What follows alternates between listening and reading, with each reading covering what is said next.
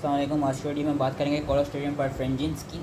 कोलोस्ट्रीडियम परफेंजिन्स की याद रखना कि दो तरह की डिजीज़ कॉज कराते हैं डिपेंडिंग अपॉन कि इसके स्पोर्ट्स कहाँ से एंटर होते हैं। एक तो मोस्ट इंपॉर्टेंट ये गैस गैंग्रीन कॉज कराता है और उसके अलावा ये फूड पॉइजनिंग कॉज कराता है। अब जो गैस गैंग्रीन है, gas gangrene is characterised as necrotising fasciitis flesh eating disease कहते हैं। इन्होंने पिक्चर दिखाई हुई है, ये गैस गैंग्रीन की इन्होंने पिक्चर दिखाई है जो कि कोलोस्ट्रीडियम परफेंजिन्स की वजह से होता है। इसकी जो ट्रांसमिशन होती है वो ऐसे होती है कि जो स्पोर्ट्स होते हैं वो तो सॉइल में लोकेटेड होते हैं, लेकिन जो वेजिटेटिव सेल्स होते हैं ना, they are the member of normal flora of colon and vagina.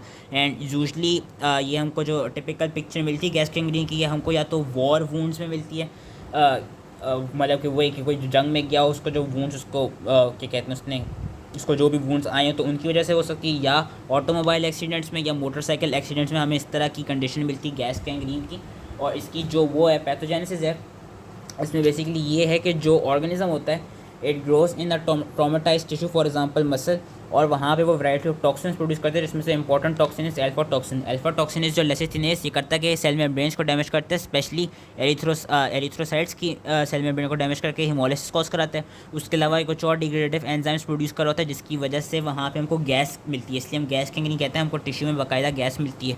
Clinical finding इसकी है कि पेन, एडिमा, सेलुलाइटिस और गैंग्रीन मिल रही होती है, लेकिन अगर हमको वो जो टिश्यू है वहाँ पे क्रेपाइटिस पैल्पेट हो रहा हो तो इसका मतलब ये है कि जो वो अफेक्टेड टिश्यू है उसके अंदर गैस प्रेजेंट है, और वो जो गैस होती है वो यूजुअली हाइड्रोजन ही होती है जो कि एनारोबिक बैक्टीरिया प्रोड्यूस कर रहा होता है। इसके अलावा हमको क्लिनिकल फाइंडिंग्स में हिमोलिसिस एंड जॉन्डिस मिलता है। लैब डायग्नोसिस की ये है कि हम टिश्यू एंड एक्सुडेट सैंपल्स का स्मेयर लेंगे जिसमें हमको लार्ज ग्राम पॉजिटिव रॉड्स मिलेंगी।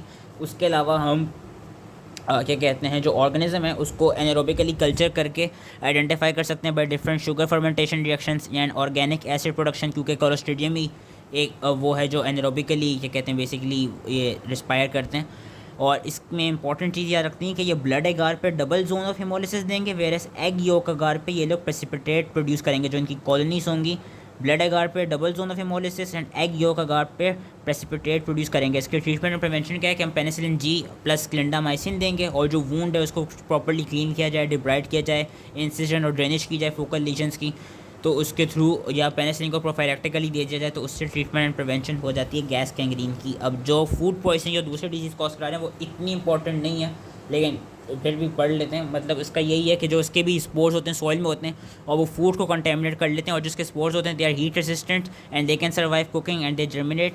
एंड जो ऑर्गेनिजम्स होते हैं they usually grow to large numbers in reheated foods specially meat dishes. इसमें ये होता है कि लेट सपोज कोई भी आप खाना खा रहे हो उसको आप दोबारा अगर गर्म करें, दोबारा चूल्हे पे लग के या दोबारा माइक्रोवेव में अगर गर्म करें, so then there is a high chance कि उनमें क्या कहते हैं यही कोलोस्ट्रीडियम परफेरेंजिस की वही स्पोर्ट्स आ जाएँ। पैथोजेनेसिस की बेसिकली यही होती है कि जो परफेरेंजिस कोलोस्ट्रीडियम परफेरेंजिस है वो हमारा कोलोन में नॉर्मल फ्लोरा का पार्ट होता है, लेकिन वो हमारे स्मॉल बाउल में नॉर्मल फ्लोरा का पार्ट नहीं होता। तो वहाँ पे वो क्या कहते हैं एंटेरोटॉक्सिन प्रोड्यूस करता है जो कि as a super antigen add करता है, और सुपर एंटीजन के ऐड करने की वजह से वो क्या कॉज कराता है, वो डायरिया कॉज कराता है। सुपर एंटीजन की तरह ऐड करे तो वी नो कि वो large amount of interleukin 2, interleukin 1 और ट्यूमर क्रॉस फैक्टर प्रोड्यूस कर रहा होगा। क्लिनिकल फाइंडिंग इसकी है कि इसका जो इंक्यूबेशन पीरियड है that is 8 to 16 hours, whereas इसमें हमको वाटर डायरिया मिलते हैं विद क्रैम्प्स। लैब डायग्नोसिस की ये है कि large numbers of organisms can be isolated from uneaten food, और ट्रीटमेंट एंड प्रिवेंशन इसकी यही कि जो सिम्टोमेटिक ट्रीटमेंट है वो यूजली दी जाती है, और जो फूड है उनको प्रॉपरली क्या कहते हैं एडिक्वेटली कुक किया जाए ताकि ऑर्गेनिज्म सही से किल हो जाए। So that was all related to Clostridium perfringens. I hope ये समझ में आ गया। उसमें से जो गैस गैंग्रीन वाली डिजीज़ है वो ज़्यादा इंपॉर्टेंट है। Thank you.